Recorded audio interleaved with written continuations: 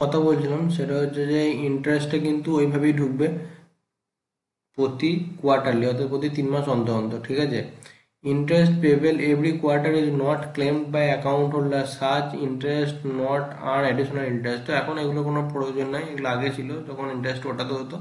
এখন interest automatic কিন্তু আপনার সেভিংস অ্যাকাউন্টে চলে যাবে, এবং সেভিংস অ্যাকাউন্টে গিয়ে সেভিংস ছাড়া শুধু পাবেন যদি বাই চান্স ইন্টারেস্ট না ওঠান। ঠিক আছে? অর্থাৎ অ্যাকাউন্টটা ধরুন যখনই খুলুন, ধরুন 1 অক্টোবর যে সুদটা পেলেন সেটা হয়তো আপনি 1 অক্টোবরে গিয়ে ওঠালেন না, সেটা কিন্তু অটোমেটিক আপনার ক্রেডিট হবে সেভিংসের অ্যাকাউন্টে।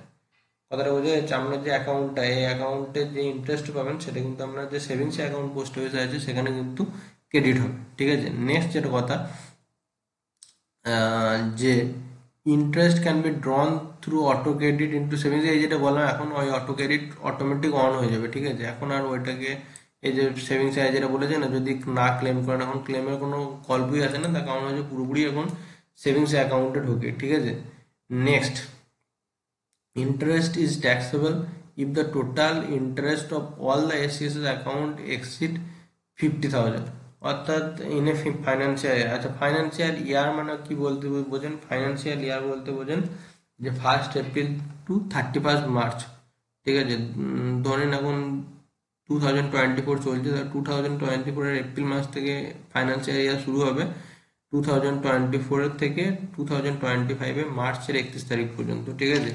তো এখানে বলছে যে যদি যে টাকাটা আপনি রেখেছেন, আসলটা নয় কিন্তু, যে ইন্টারেস্ট আপনি গেইন করতেন প্রতি বছর, ঠিক আছে, তো গোটা এসএস অ্যাকাউন্ট থেকে প্রতি 3 মাস অন্তর অন্তর, সেটা যদি অল টোটাল করে সেটা যদি 50,000 টাকার উপরে আপনার সেই অ্যামাউন্টটা হয়ে যায়, তখন কিন্তু সেখানে টিডিএস কাটবে, এবং টিডিএস সেটার জন্য অ্যাপ্লিকেবল হবে। টোটাল যে ইন্টারেস্টটা পেড হবে, no TDS will be deducted if 15 GA is submitted and accrued interest is not above the prescribed limit।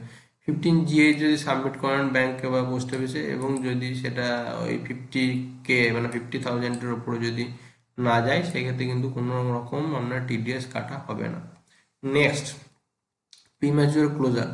Premature ক্লোজারের ক্ষেত্রে যেটা গুরুত্বপূর্ণ সেটা হচ্ছে account can be prematurely closed after any time of the date of opening.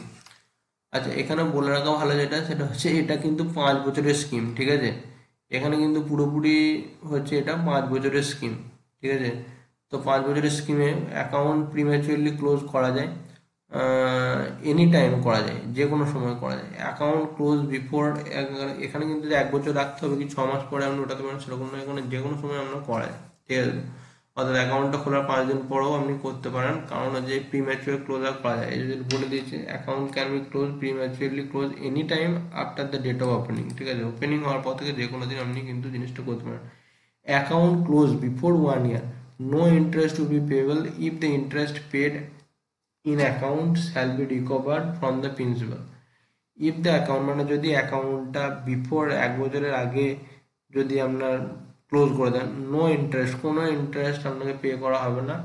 If the interest paid in the account shall be recovered from the principal, যদি আপনাকে ধরুন প্রতি কোয়ার্টারলি দিয়ে আপনার যদি কিছু দেওয়া হয়ে থাকে, ধরুন 2 কি 3টে কোয়ার্টার দেওয়া হয়েছে, তো সেই ক্ষেত্রে কিন্তু সেইগুলো প্রিন্সিপাল অর্থাৎ আপনার আসল থেকে কিন্তু সেই ইন্টারেস্টগুলো কেটে নেওয়া হবে, যে টাকা আপনাকে পেমেন্ট করা হয়েছে অলরেডি ইন্টারেস্ট হিসেবে। Account is close after 1 year বা বিফোর 2 years, অর্থাৎ 1 বছর 6 মাসে যদি অ্যাকাউন্টটা বন্ধ করেন, সেই ক্ষেত্রে an amount equal to 1.5% will be deducted from the principal amount. তো এখানে কিন্তু প্রিন্সিপালের 1.5% কেটে নেওয়া হবে। যদি 2 বছরের পরে এবং 5 বছরের মধ্যে যদি আপনি অ্যাকাউন্ট বন্ধ করেন, মানে 3.5 বছর করলেন, 2.5 বছরে করলেন, যদি অ্যাকাউন্ট বন্ধ করেন, তখন 1% আপনার যে প্রিন্সিপাল সেখান থেকে কেটে নেওয়া হবে। Extended account can be close after the date of expiry of 1 year from the date of extension of the account without any deduction.